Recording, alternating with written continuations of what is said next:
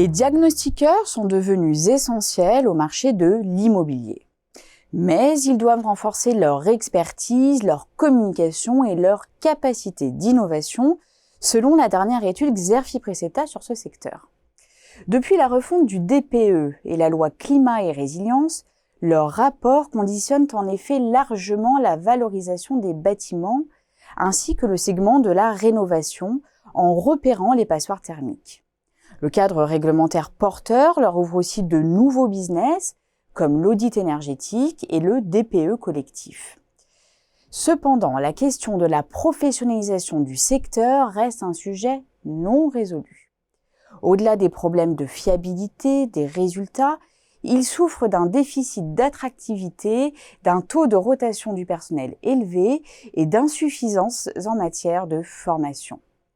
À côté de cela, une crise d'ampleur se propage dans le logement comme dans le non-résidentiel. Dès lors, quels leviers sont activés pour redorer l'image de la profession et monter en compétences? Comment le digital est-il employé pour améliorer la productivité et élargir l'offre? Et quelles perspectives se dessinent pour le marché du diagnostic immobilier d'ici 2025? C'est par l'étude de nombreux cas que les experts de Xerfi ont décrypté les principales stratégies de croissance qui s'offrent aux diagnostiqueurs. 4 axes se révèlent. Premier axe de développement, celui de l'expansion du maillage territorial dans le but d'étendre la couverture nationale.